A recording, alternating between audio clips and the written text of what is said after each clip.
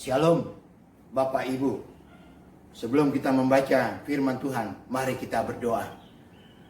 Bapa kami yang di surga, mohon anugerah-Mu kepada kami di dalam pembacaan dan perenungan firman-Mu ini.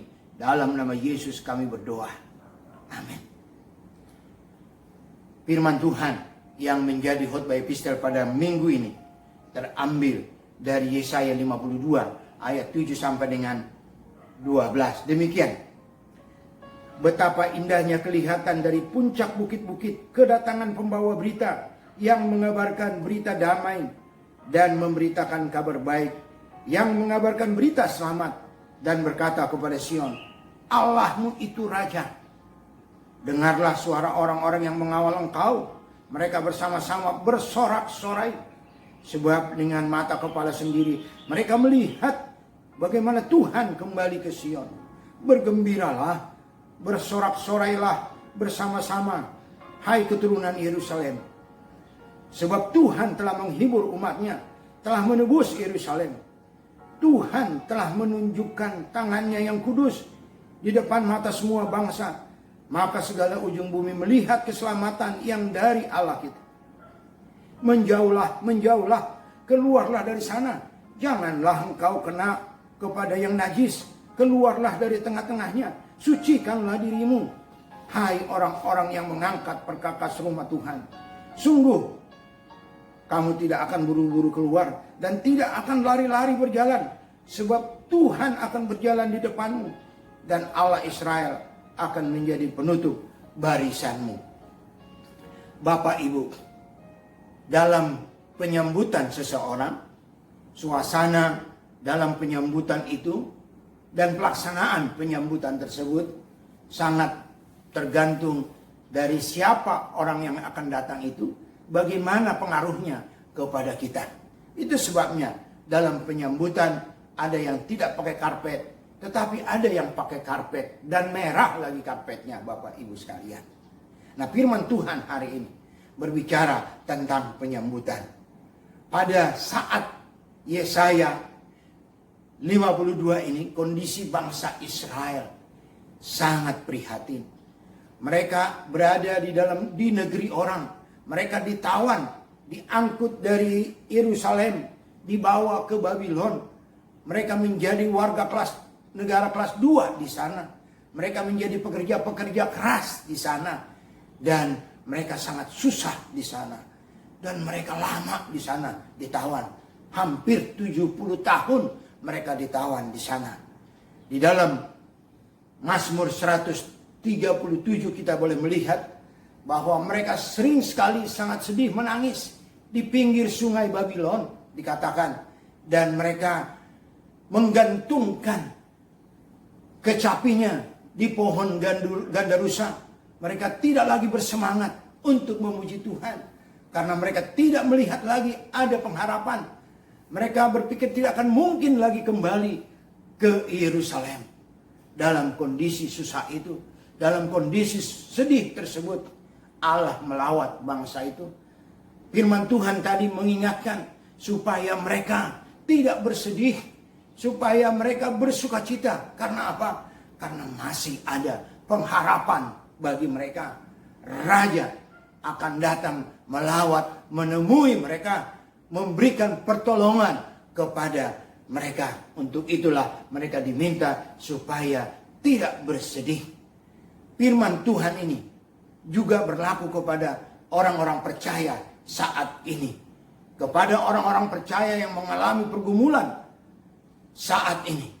Seperti halnya kita mengalami pergumulan corona yang sedang berlangsung saat ini. Firman Tuhan ini juga mau menyapa kepada kita. Supaya kita tidak bersedih, tapi supaya kita berharap kepada Tuhan. Bapak Ibu sekalian, HKBP memberi tema firman Tuhan ini. Sambutlah Rajamu datang. Melalui tema ini, HKBP mau meyakinkan kita bahwa Raja yang besar itu sedang datang mengunjungi, melawat kita. Seperti halnya dia melawat bangsa Israel di pembuangan. Dan kepada kita diminta supaya kita menyambut Raja itu. Bapak Ibu, kalau kita diminta untuk menyambut raja itu, timbul pertanyaan, siapakah raja tersebut? Nah, firman Tuhan dalam Yesaya 52 ayat 7 sampai 12 menjelaskan paling sedikit 3 hal tentang raja tersebut. Bahwa raja tersebut adalah Allah yang Maha Kasih. Dia sangat mengasihi bangsa Israel. Walaupun bangsa Israel dibuang karena dosa mereka, tetapi Allah tidak membiarkan mereka selamanya di dalam penderitaan. Allah menghampiri mereka, Allah melawat mereka, datang menemui mereka di Babylon. Allah mau meyakinkan bangsa Israel bahwa Allah tidak hanya ada di Yerusalem, tetapi dia juga ada di seluruh dunia. Dia termasuk di Babylon. Bapak Ibu sekalian, firman Tuhan ini, bayangan-bayangan akan kunjungan Allah kepada bangsa Israel adalah bayangan akan datangnya Tuhan Yesus, di mana Allah di dalam Yesus Kristus datang melawat kita saat ini. Dia yang adalah Allah yang maha besar, tetapi dia menjadi manusia, merendahkan hatinya. Dia rendah hati, dia mau melawat manusia yang berdosa, menemui manusia di dalam Yesus Kristus. Yakinkanlah dirimu bahwa raja itu adalah raja yang besar, namun dia rendah hati. Yang kedua, yang dijelaskan oleh Yesaya ini tentang raja itu adalah bahwa dia adalah raja yang menyelamatkan. Dia tidak hanya melawat berkunjung, tetapi dia juga datang menyelamatkan bangsa Israel, membawa keluar bangsa Israel dari Babylon ke Yerusalem. Allah dengan kuasanya menaruh pikiran ke dalam Raja Koresi, sehingga Raja Koresi mengizinkan bangsa itu pulang ke Yerusalem. Bapak Ibu sekalian, Bapak Ibu sekalian, ini juga bayangan akan datangnya Yesus Kristus.